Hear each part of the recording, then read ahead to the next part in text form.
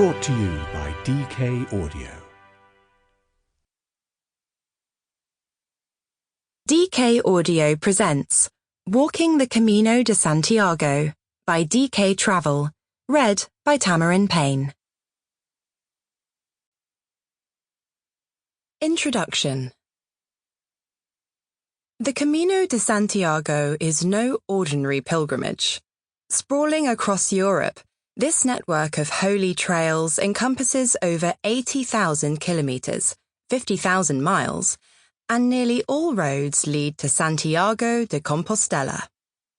Here, in this Spanish city's grand cathedral, lie the ancient remains of St. James.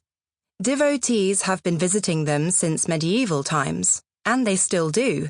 Indeed, in 1993, the Roots of Santiago de Compostela were declared a UNESCO World Heritage Site.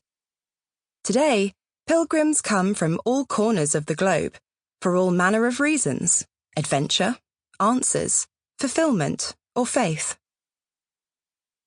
Just as there are multiple reasons for following the Camino, so there are multiple ways of St. James. Over 200 are officially recognized, but some are walked far more than others, and it's these you'll find in this book. The Camino Francés, beginning just over the border in France, is the most popular. Nearly half of the annual 400,000 pilgrims walk this way. But Camino tendrils reach far and wide. The seemingly endless Via de la Plata marches all the way from Seville. The beloved Camino Portugués weaves through Portugal, and the windy Camino del Norte advances along Spain's northern coast. Every Camino is scenically spectacular. Some linger in mountaintop meadows, lush vineyards and forests rich in folklore, while others sweep over sun-dappled fields and coastlines carved by crashing waves. Regardless of the Camino you choose, you'll also discover a wealth of history, whether you're following in the footsteps of Roman legions or hopping from history-soaked cities to time-warped villages. But the real highlights are the human encounters, with both locals and fellow pilgrims. There are the meals shared, the stories exchanged, the adversities overcome together, and the triumphs communally celebrated. While Santiago is an exquisite finale, a walk along the Camino, any Camino at that, is all about the journey. And what a journey it is. Listen on or walk on. The ancient ways are waiting.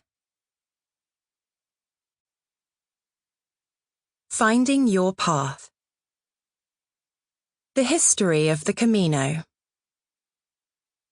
Carved out by pilgrims and kings, convicts and mystics, the various tributaries of the legendary Camino de Santiago stretch back through more than 1,000 years of European history. They've been waymarked by centuries of walkers, diverted by global conflicts, and regenerated by a booming tourist industry, enduring to form one of the world's most popular long-distance routes. The reasons for traveling the Camino de Santiago might have changed, but the joys and challenges of the journey remain much the same. The first pilgrims. The story begins with a discovery at a small Christian outpost on the Iberian Peninsula. In the early 9th century, the burial place of St. James, one of the 12 apostles of Jesus, was believed to have been discovered in what is now the city of Santiago de Compostela, in the Spanish region of Galicia. Christian tradition tells of St. James's journey to southern Europe, where he tirelessly preached the gospel and ultimately died a martyr. Tales of the discovery of the apostles' remains vary. One account describes an unsuspecting shepherd who was led by a star towards a marble sarcophagus, within which St. James's long-forgotten remains were interred. Word spread from parish to parish, and devout listeners set out to discover these remains for themselves, becoming the very first Santiago pilgrims. A church and shrine to St. James were erected on the site of the discovery, now marked by Santiago Cathedral, as more pilgrims arrived from nearby parishes. Today's Camino Primitivo is believed to be the oldest route, but a patchwork of paths was established as the story of the discovery spread through Spain, into France and Portugal, and, eventually, throughout Europe. The journey became a mark of religious devotion. Pilgrimages had long been enshrined in Christian teachings, and journeying to holy sites was thought to absolve sin, convey devotion, and ultimately bring the walker closer to God. The longer the distance, the more resolute the faith, also pilgrims believed as they set off on foot from distant lands. The increasing popularity of the route throughout the 11th century, particularly the Camino Francés, heading south from France, coincided with the expulsion of Iberian Muslims from northern Spain. The Christian faithful encouraged Catholics to venture through these newly depopulated regions, their southward progress seen as a reassertion of Christian dominance in a largely forgotten part of Europe. Churches, hostels, and small towns were established to cater for pilgrims, as more land was reclaimed. In 1075, work began on the vast cathedral in Santiago de Compostela. The route's popularity even led to a prototype of the first travel guide in the 12th century. The Codex Calixtinus included an account of the route to help pilgrims find their way. St. James, Spain's patron saint.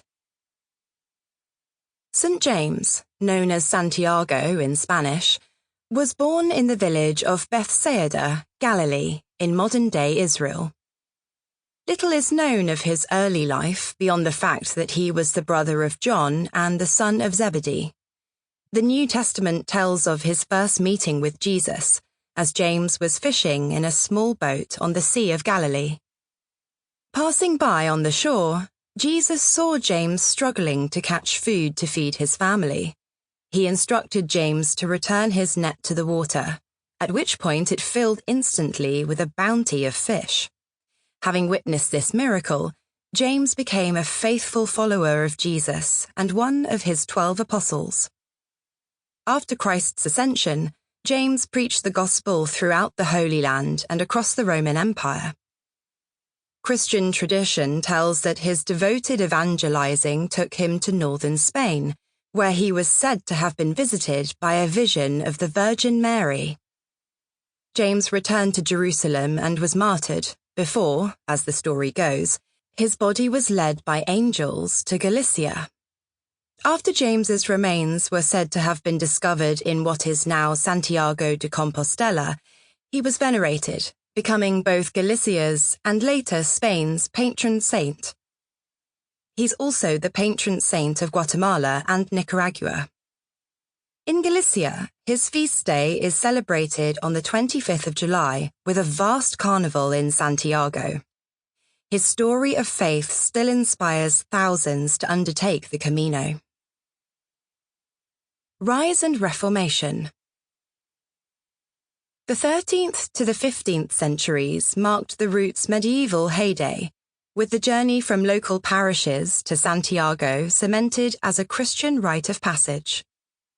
By the 14th century, Santiago was the third most popular Christian pilgrimage site aside from Jerusalem and Rome.